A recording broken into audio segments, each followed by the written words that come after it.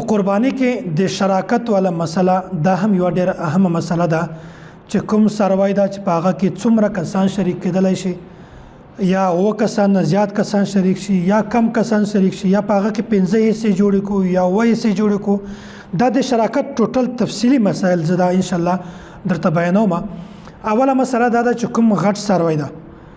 مثلا غوا شوله نر او ماده داسې میخه او داسې اوښ دا داسې څاروی دی چې په دې کې 9 کسان شریک کېدلی شي او که چېرته په دغه څاروي کې په 9 کسانو نه زیات کسان شریک شي 8 کسان شریک شي یا 9 کسان شریک شي یا 10 کسان شریک شي یا په هغه کې 8 حصې جوړې کړي یا 9 حصې جوړې کړي بیا په داسې صورت کې د یو کس هم قرباني نه ده صحیح. دا شراکت صرف د غټ څاروي سره خاص ده او که چېرته څاروی وړوکی وي چلی وي ګډه وي بیا د داسې څاروي قرباني ده صرف د یو کس د طرفه کافي ده په دې کې کسان نشي شریک کېدلی. او که چېرته په غټ څاروي کې د شرکا تعداد دا په 9 نه کم وي 15 کسان وي یا 4 کسان وي مثلا 15 کسان دي دا هم قرباني صحیح ده. د صورت داسې جوړیږي چې یو غټ څاروی دا 15 کسانو اخیستی ده په دې کې 2 کسان داسې دي چې هغه 2 حصې دي یو کس ته د هغه 2 حصې دي بل کس ته د هغه 2 حصې دي او نور 3 کسان چې کومه دي د هغه یو حصه ده نو دا صحیح ده. که چېرته په یوه غټ څاروي کې 15 کسان شریک شي او 9 حصې جوړې کړي د 2 کسانو 2 حصې وي یا د یو کس 4 حصې وي نو داسې شراکت دا صحیح ده. که چېرته په دې غټ څاروي کې د شرکا تعداد دغه په 9 نه کم وي مثلا 4 وي یا 15 وي دا قرباني هم صحیح ده. نو د هغه ترتیب بیا داسې ده چې هغه ټوټل څاروی چې کومه ده 9 حصې چې کومه دي هغه به 15 حصې جوړې کړي. که 15 کسان شریک وي 15 حصو به تقسیم کړي که 6 کسان شریک وي هغه غټ څاروی په 6 حصو باندې تقسیم کړي دا حصه هم صحیح ده. او که چېرته داسې وي چې په هغه کې کسان پوره وي 9 حصې وي خو داسې وي چې د شرکا تعداد پکې کم وي 15 کسان وي هغه یو غټ څاروی اخیستی ده نو که چېرته کسان تعداد کم وي نو دا شراکت بیا هم صحیح ده. څرنګه ده مثلا 3 کسان دي د هغو یوه حصه ده او 2 کسان دي د هغو 2 حصې دي نو په داسې صورت کې که هغه 2 کسان ځان ته 2 حصې یوسي او 3 کسان یوه حصه یوسي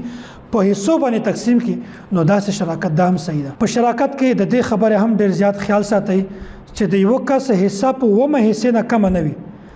که چېرته داسې کسان وي چې هغه په یوه قرباني کې په یوه څاروي کې 8 کسان شریک وي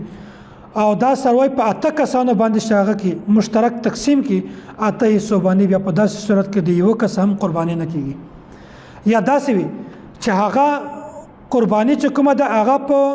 9 کسانو باندې وکړي خو چې کوم 9 کس ته د هغه حصه کمه کړي نورو ته پوره حصه ورکړي چې کوم 9 کس ته د هغه حصه کمه کړي نیمه ورکړي یا بالکل معمولی ورکړي بیا په داسې صورت کې هم د یو کس قرباني هم نه کېږي. نو داسې ده که چېرته د قرباني څاروی داسې وي چې په هغه کې 9 کسان شریک وي او په 9 حصو باندې تقسیم کړي بیا هم قرباني صحیح ده. او که چېرته 9 کسان پکې شریک وي او دغه څاروی چې کومه ده په دې کې د 9 کس حصه کمه راشي یا 8 کسان پکې شریک شي نو په داسې صورت کې د یو کس قرباني دا هم نه ده صحیح. او که چېرته 15 کسان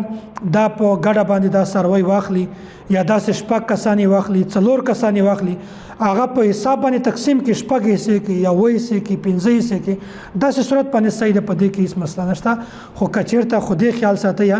چې د یو کس حصه په 9 حصه نه کمه نشي ده. که چېرته په 9 حصه نه حصه کمه شوله بیا په داسې صورت کې د یو کس هم قرباني نه صحیح کېږي. او داسې د قرباني چې کوم څاروی ده په دې غټ څاروي کې که چېرته یو کس د عقیقې والا حصه کېښودله